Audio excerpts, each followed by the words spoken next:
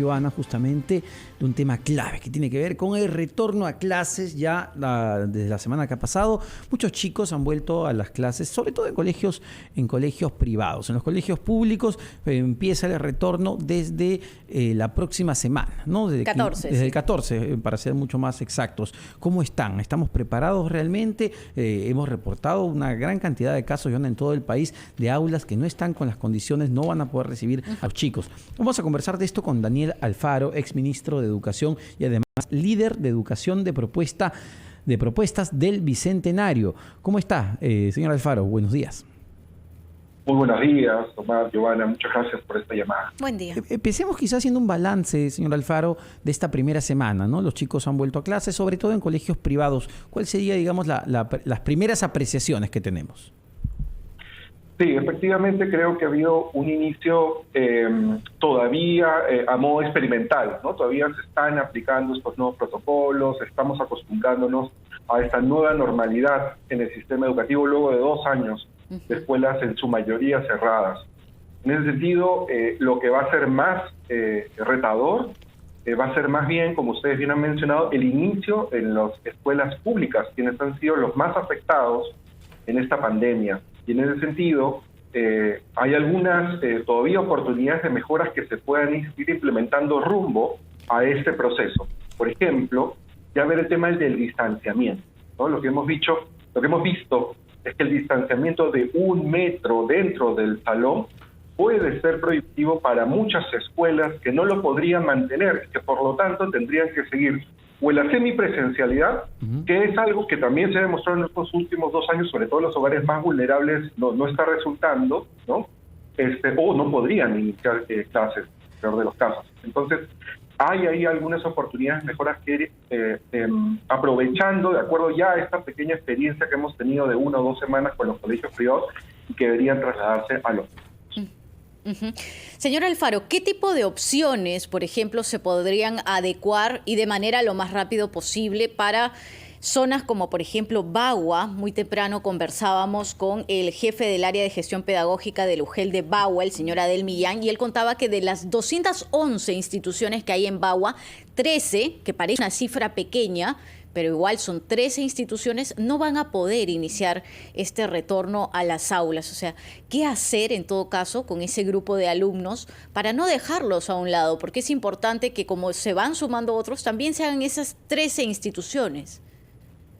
Ya se ha mencionado el caso de Bagua, como pasa también en otras partes del país. No se puede aplicar una regla general a nivel nacional, ¿no? Es una primera reflexión que deberíamos tener.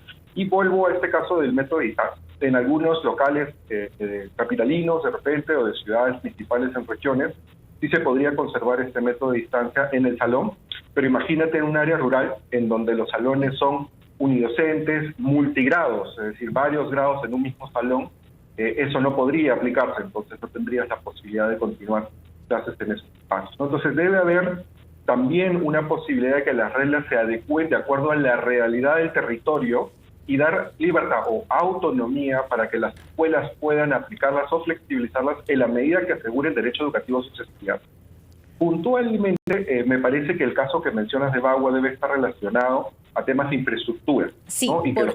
lo interrumpo, claro, por el temblor, sobre todo de fines del año pasado, que generó que la infraestructura ya no sea la adecuada. Entonces, en esos casos lo que se tiene que hacer es colocar módulos temporales hasta que se refaccionen los colegios. Tengamos en cuenta que de los 50.000 locales educativos en todo el país, el 24% necesita reparación total o parcial, ya sea porque ha habido diferentes sismos que han tenido que soportar o por la longevidad de su infraestructura.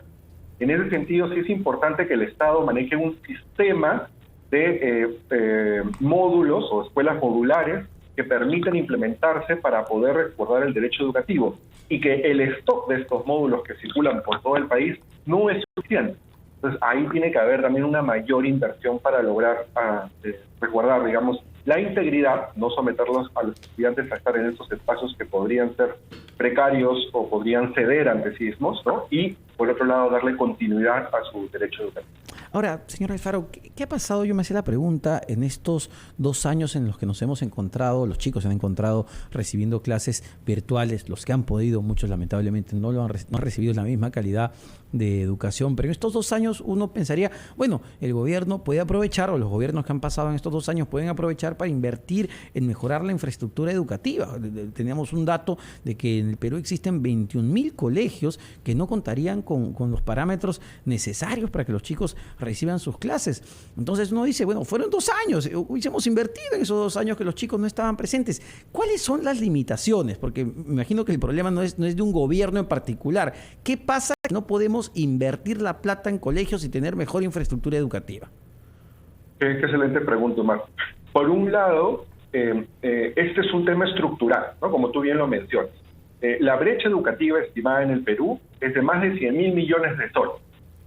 El último programa multianual que se acaba de aprobar de inversiones para el año 2022 habla de 3.500 millones de inversión. Si tú divides 100.000 millones entre 3.500, te da varias décadas de cierre de brecha. Entonces no es un tema que se va a solucionar pronto. De ahí que lo que tiene que hacer el Estado es encontrar maneras más efectivas de acortar esa brecha.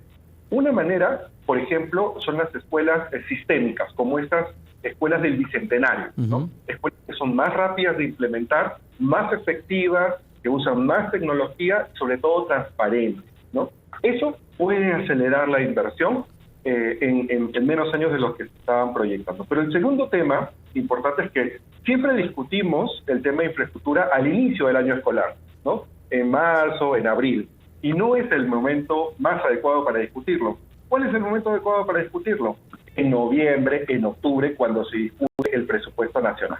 Ahí es donde este dato que les he mostrado de 3.500 millones para este año debería ser el doble, debería ser el triple, ¿no? Pero para que eso se dé en ese momento se necesita priorizar el interés superior de los estudiantes y tener mucha madurez política como para priorizar un gasto por encima de otros, ¿no? Y no seguir siempre en ese lamento constante, ¿no?, del inicio de año escolar con el tema de infraestructura, sino tomar, digamos, el toro por las astas y ver el tema cuando corresponde.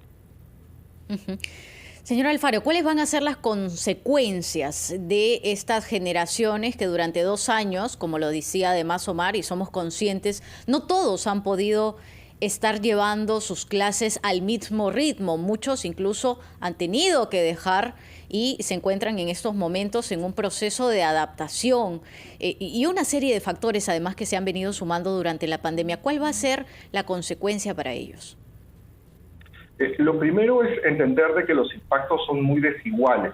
Es decir, los hogares más vulnerables, que son los que no han tenido acceso a Internet, por ejemplo, con el 20% de hogares que tienen hijos en educación básica regular, tienen acceso a Internet, ¿no? Y si ves esa cifra entre lo urbano y lo rural, es enorme la diferencia. 23% de lo urbano, solo 2% de lo rural. Lo primero que tenemos que entender es que los impactos han sido desiguales. ¿Y por qué es importante eso? Porque hay que entonces focalizar para poder iniciar esta recuperación de aprendizaje. Y focalizar en los hogares que más lo necesitan significa capacitar a docentes, dar materiales educativos, dar acceso a todas las condiciones, tablets, internet, que también tienen que tener para seguir mejorando. Y sobre todo, ir más allá y poder ver a estos 90.000 estudiantes que han sido excluidos del sistema, es decir, que ya salieron del sistema y desde el 2019 no se ha podido recuperar su registración. Se ha recuperado la de 58.000, pero hay 90.000 estudiantes que están fuera del sistema. Otro tema, Giovanni, importante en esta reflexión, es asegurar una mayor calidad dentro del sistema público porque ha habido una migración de la escuela privada a la pública. Sí. Cerca de 500.000 de estudiantes ahora están en un colegio público y no necesariamente la inversión, es decir, el presupuesto anual, ha crecido en esa magnitud. Entonces también debemos tener un estrés, una focalización mayor por el estrés que está originando esta migración de corto plazo. Perfecto. Muchísimas gracias, señor Alfaro. Daniel Alfaro, exministro de Educación y líder de Educación de Propuestas del Bicentenario. 9:15.